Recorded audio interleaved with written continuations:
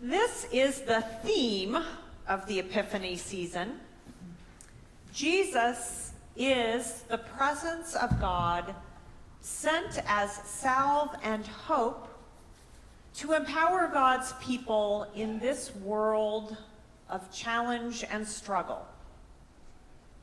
Matthew tells its inaugural story, the visit of the Magi to Jesus. They follow, the star's gone. They follow a star, these wise folk from the east, and find him. It may be that the smartest people in our world now take up coding or create startups, but back then the smartest people studied stars. There is evidence as far back as 2 millennia before Christ that stars were studied to great degree. And such wise ones would believe that the night sky contained these celestial omens. Planets, also appearing as lights in the night sky, were called wandering stars because they did not stay with any of the other constellations, but rather moved in rather odd ways across the sky. And each of these wandering stars was given a meaning. Venus, the mother; Taurus, the protector; Mars, the planet of war or danger, and so on.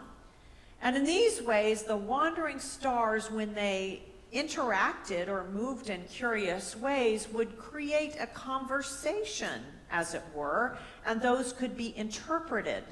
The fates and futures of nations and people, they believed, were written in this way across the sky that those with an astrological vocabulary might decode.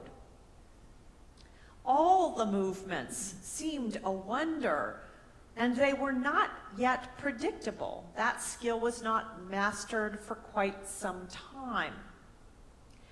Now, we may take this story of the Magi as gospel truth or as a quaint anachronism, but it is not improbable that some star-gazing people would see something unusual in the time of Jesus and seek to understand what that portended.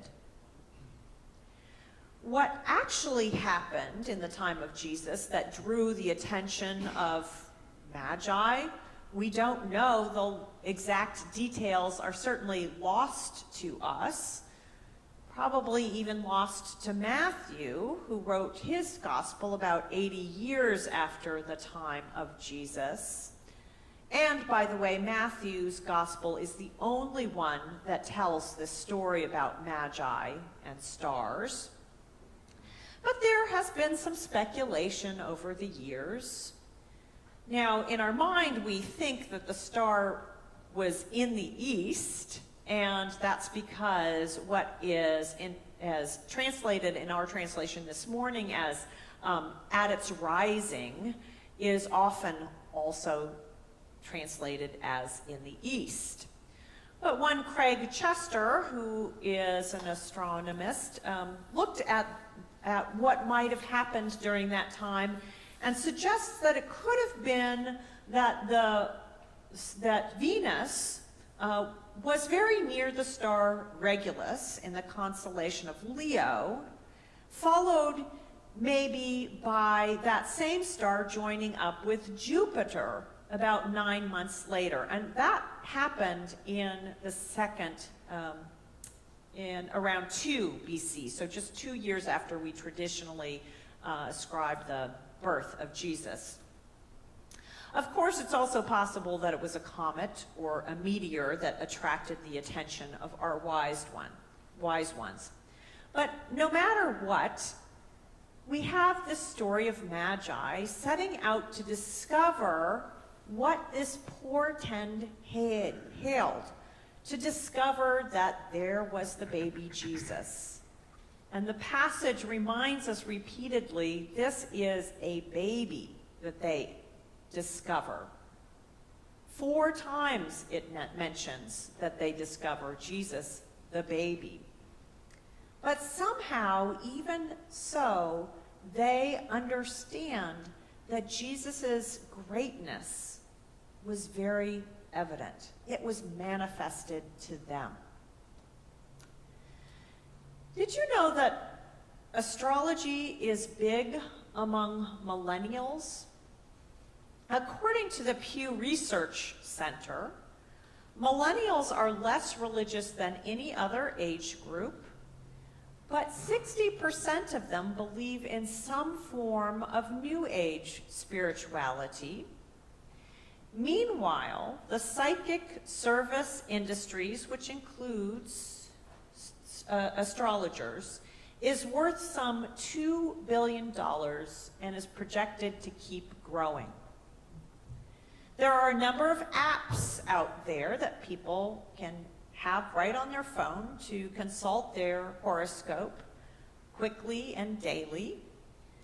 When I was working at my previous job with the Southern New England Conference, a few of my younger colleagues, even clergy, would always remind me when Mercury was in retrograde, meaning that it appears to move backwards in the sky for a short while.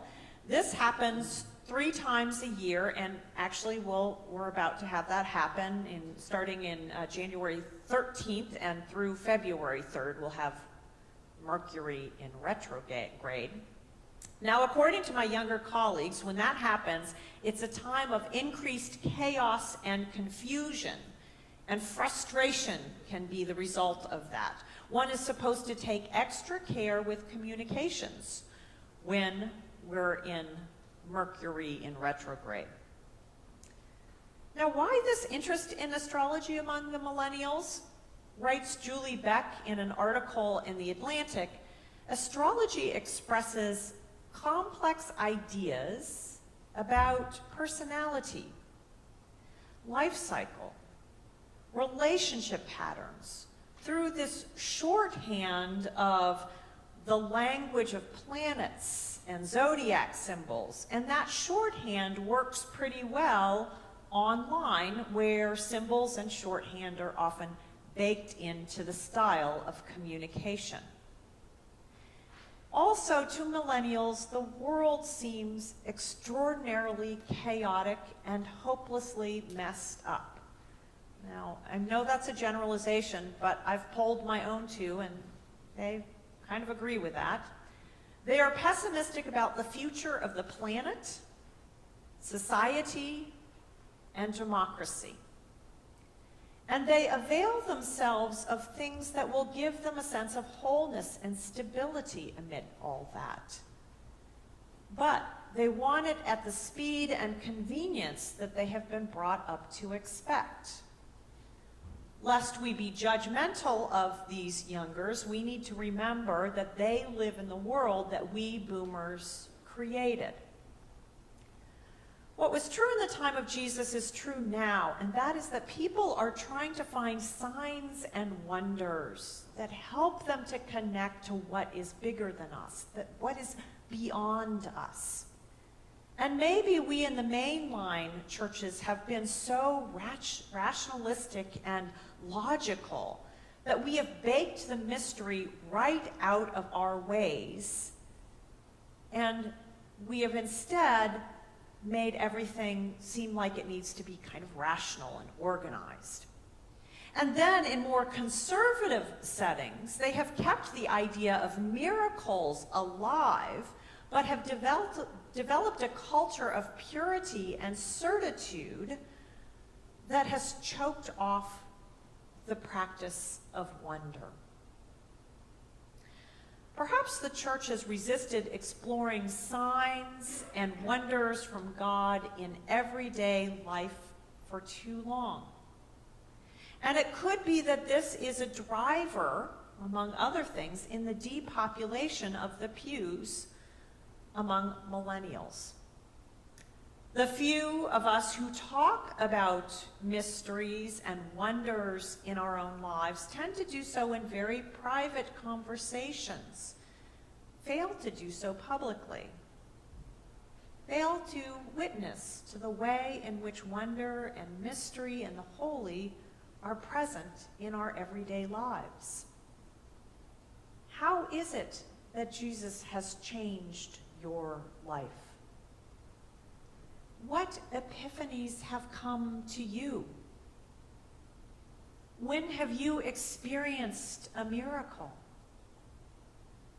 What wonder captivates you and makes you feel like there is a sense of the holy present to you?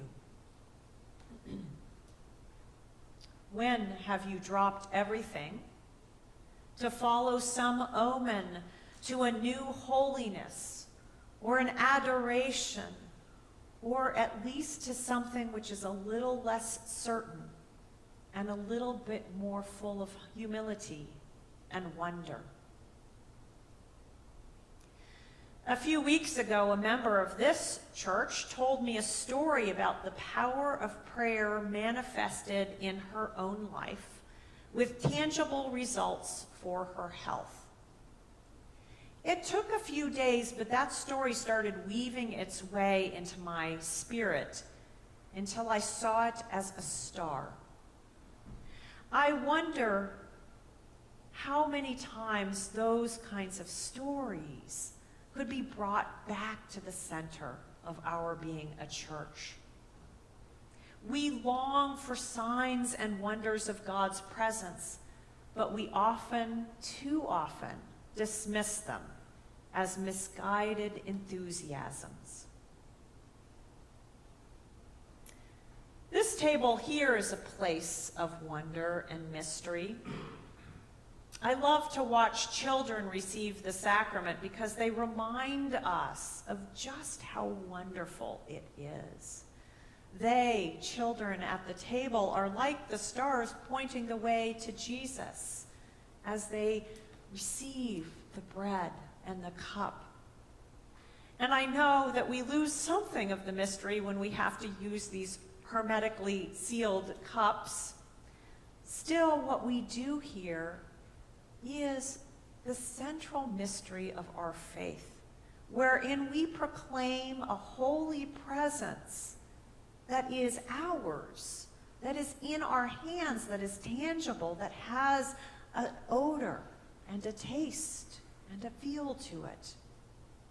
It is a miracle that binds us together, collects us back together as Christ's body here in this time and space.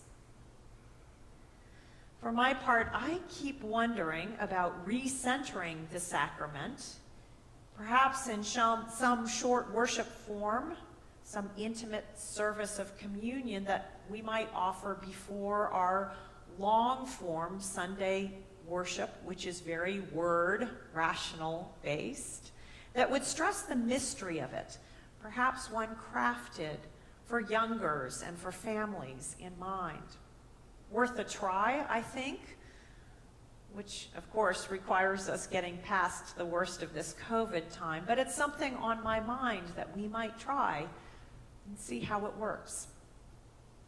Epiphany may be the antidote to the ways in which we have squeezed all the mystery and wonder out of our faith. A time for us to consider how it is that Christ is manifest to us, how we might give witness to the new light shining in our midst, the dawning of Christ in our time, in our lives.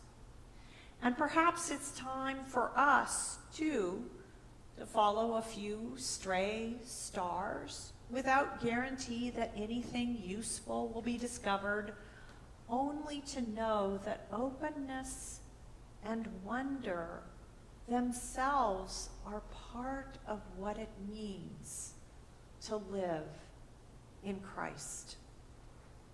Perhaps it's time to eschew a little rationality and certitude and go for the heart call, the unsettling, the mysterious, the miraculous of it all.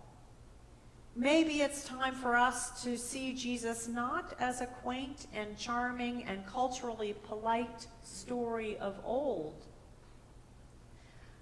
but as the person who disturbs the powers and principalities, who calls us to revolutionary love, who enacts miracles of all magnitudes in our everyday lives, who shows forth to us his very presence at this table. May we experience epiphany. May the wonder of Jesus, God with us and God eternal, be manifest to us as we move about the world in wonder.